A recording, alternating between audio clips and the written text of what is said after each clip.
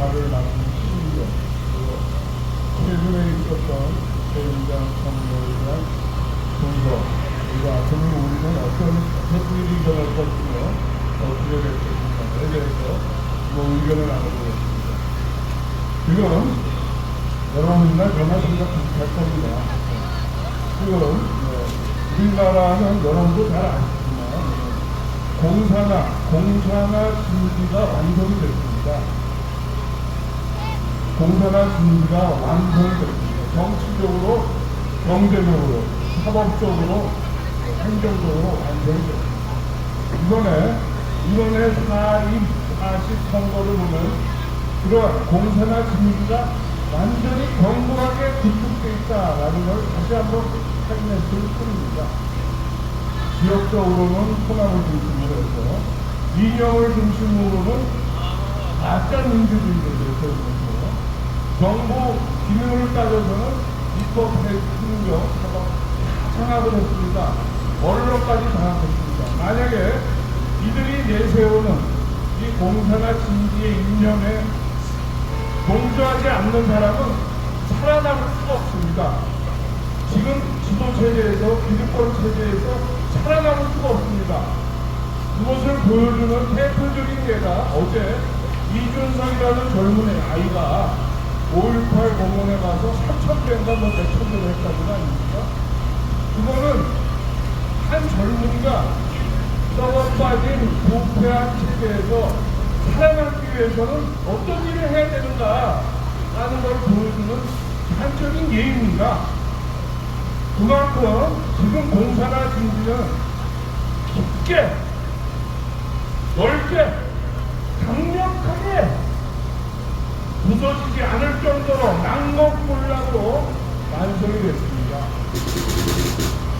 여러분 KBS나 MBC 뉴스를 보십시오. 5.18을 찬양하지 않고는 앵커나 거기에 해설자는 등장할 수가 없습니다. 거기서 박정희 대통령이나 이승만 대통령을 친선했다가는 배제됩니다. 다음번 수전을 할 수가 없습니다. 문화도 이렇게 사회 반론도 이 공사나 진영이 완전히 장악을 했습니다. 그런데 이거에 대항하는 세력은 어디 있습니까? 이 공사나 진지, 구축된 공사나 진지에 대항하는, 그것을 부수려는 세력들은 기득권은 없습니다. 호남을 한번 얘기해 볼까요? 호남은 그 공사나 진지가 가장 강력하게 구축된 곳입니다. 거기서 살아남으려면 그들의 권리를 조아리지 않으면, 그들한테 아무나 하지 않으면, 그들한테 나쁜 말로 아양거리지 않으면 정치적으로, 사회적으로, 경제적으로 살아남을 수가 없습니다.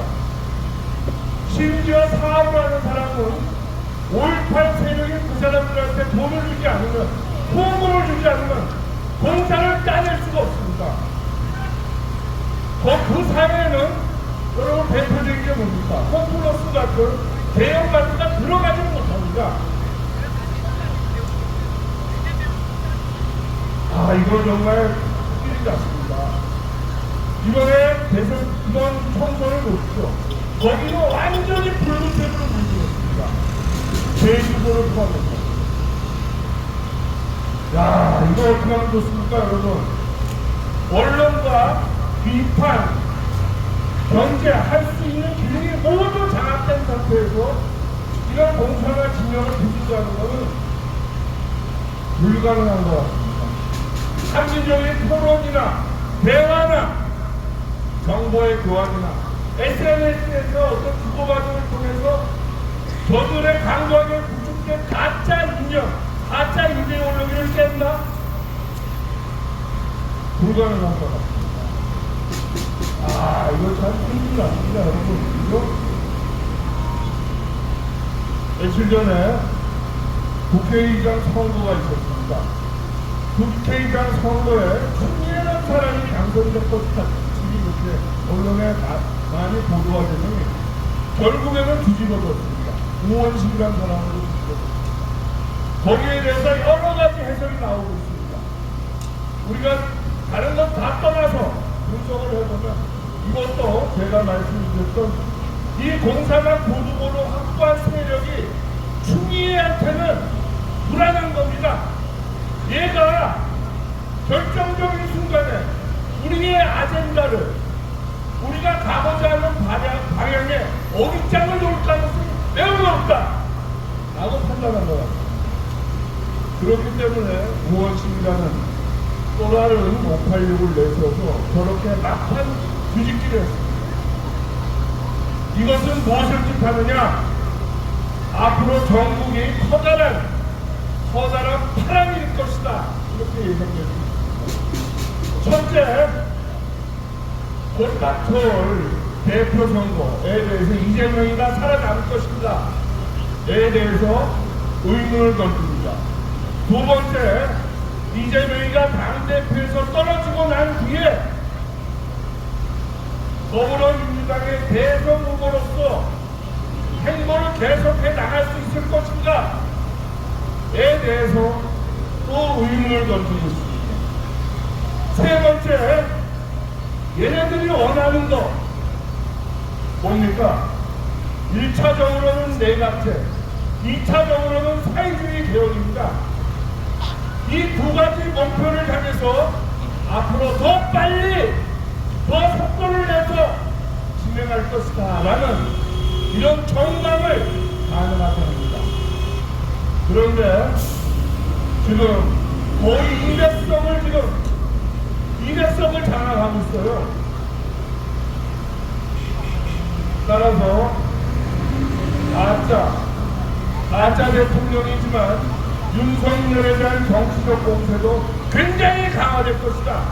어쩌면 연내에 탄핵이 아니면 내년 초에 탄핵이 될 가능성도 한참 높아졌다 이렇게 생각합니다. 아주 위태로운 상황에 와 있는 겁니다, 여러분. 중요한 거는 이 얘네들이 구축한 이 권력의 바벨탑, 악마의 이 분장을 하고 있습니다. 어여쁜 여성처럼 아름다운 민주주의처럼 자유와 번영을 약속하는 정책처럼 분장을 하고 있어요. 그 사람들을 그 마약에 가득 흘려서 그 진정한 의도를 지금 모르고 있는 겁니다, 여러분. 여기에 커다란 비극이 있습니다. 깨어나야 된다 이렇게 암만 얘기해도 KBS, MBC에서 번영이 있는 것처럼 나라가 잘 돌아가는 것처럼 하면은 각성을 요구하는 목소리가 묻히고 맙니다. 소리를 났습니다. 역사는 말입니다. 어떻게 발전합니까? 역사는 일직선으로 발전하지 않습니다, 여러분. 순탄하게 발전하지 않아요. 이승만 대통령 건국 이후에 그 기득권들, 그 악마 세력들이 이승만 대통령을 괴롭히다가 결국은 부정선거로 물러나게 됐습니다. 그 이후에 민주당 정권이 들어설 때의 그 혼란, 그 부패, 그 상황과 지금은 똑같습니다. 이럴 때 우리 국민들은 공기통천해야 됩니다.